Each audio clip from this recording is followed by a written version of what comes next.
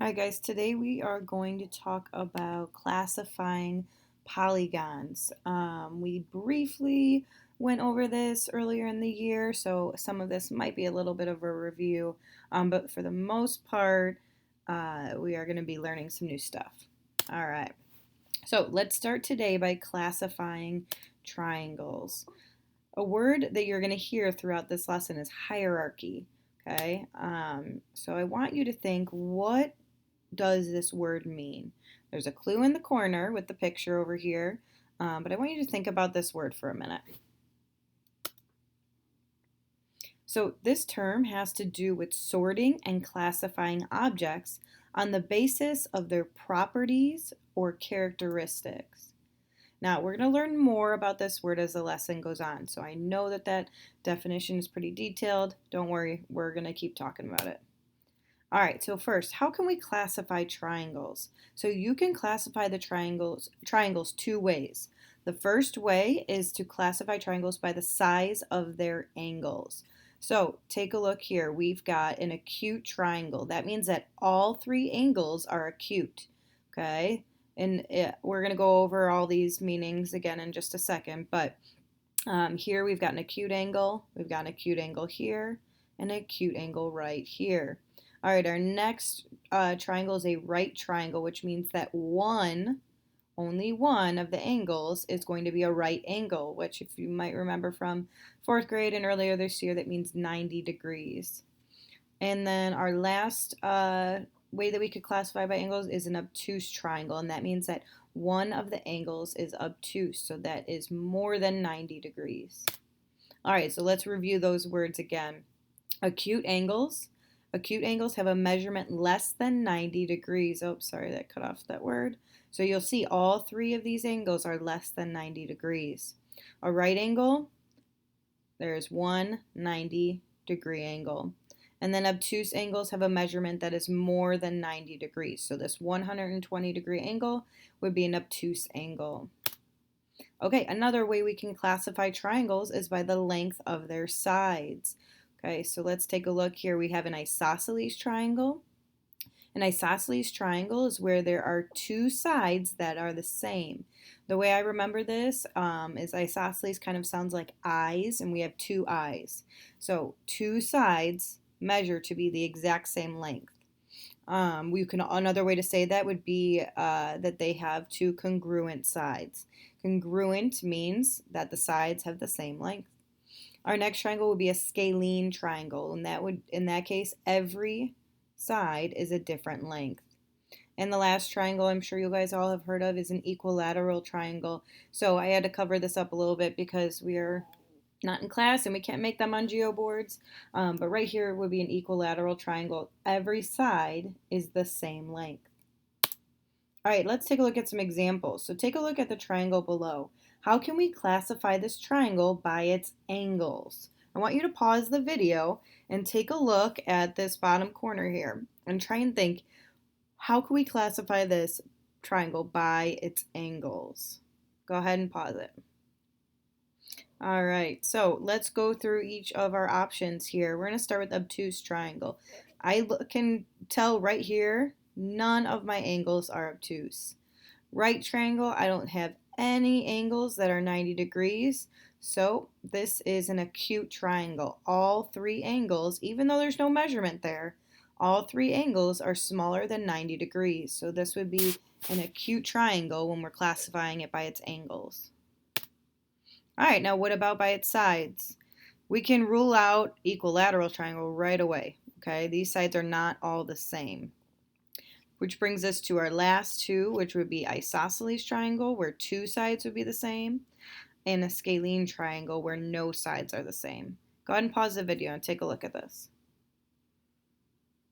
All right, so we don't have exact measurements on here, but in this case, I would say this is a very, very close looking lines here. They're very, very close to being the same, but I would say it is a scalene triangle where no sides are the exact same.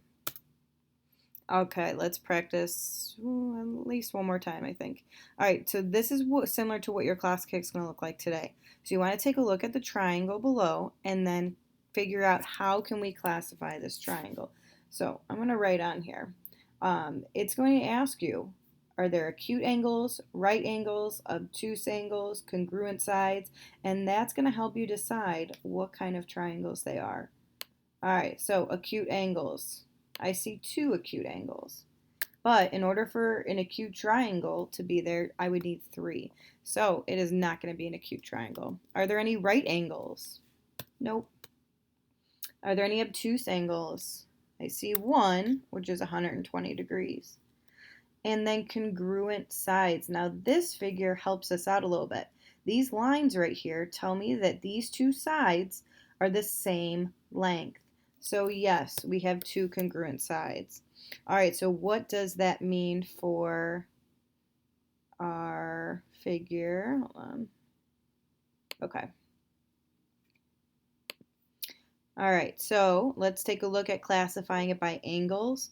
We know it's not an acute angle, okay? It's not a right angle. It's going to be an obtuse triangle because we have that one. Maybe I'll circle it with this. We have that one obtuse angle. All right, let's try that. So, obtuse. That didn't work out the way I wanted it. All right.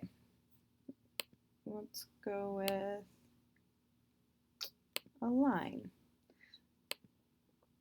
No, not going to work either. Okay. All right, well, you guys get the point. It is an obtuse triangle because we have one obtuse angle. Now, let's see how we can classify it with our sides. Well, equilateral, no way. Not all 3 sides are the same. Isosceles, let's double check what isosceles means down here. It means that 2 sides are the same length. Well, I told you guys that these lines here mean that these 2 sides are congruent, which means that they are the same length. So we have an obtuse isosceles triangle. All right. Let's go back to the word hierarchy. And we're going to focus more on polygons and the different hierarchy tomorrow, but we're going to review it real quick right now. So what is hierarchy? A hierarchy is a way of classifying objects. In this case, we're talking shapes, that starts with the most general term for an entire set and works from there toward more specific types of an object. So our general term here, which is the very top of this hierarchy, is the word polygons. Okay, and then we're going to work toward more specific objects in the set. So our next here then explains the different polygons we are going to talk about. So triangles we talked about today. We're going to talk about quadrilaterals, pentagons, and hexagons. Each new row in the hierarchy that you're building has been generated on the basis of a particular property. So for example, the property used to generate the words in the second row, which would be what we just talked about, triangles, quadrilaterals, pentagons, and hexagons, they're organized by number of sides. Then we would go to our third row, and that's where we have the triangles and the different types of triangles and equilateral, isosceles, and scalene, and that is organized by side length. All right, let's take a look at the entire hierarchy here. Okay, so we've got our number of sides, which is our triangles, quadrilaterals, pentagons, hexagons. Then we go by side length, okay, which is equilateral, isosceles, and scalene triangle. And then we go by angle size, okay, that's obtuse, isosceles triangle, acute, right triangle, same thing over here. All right, your turn to practice, guys. We have an optional math Zoom meeting at 11:30 tomorrow, so on Tuesday, Wednesday, and Thursday. If you have any questions, you can also raise your hand on Class Kick, and I'll get to you as soon as I can. Good luck, everyone.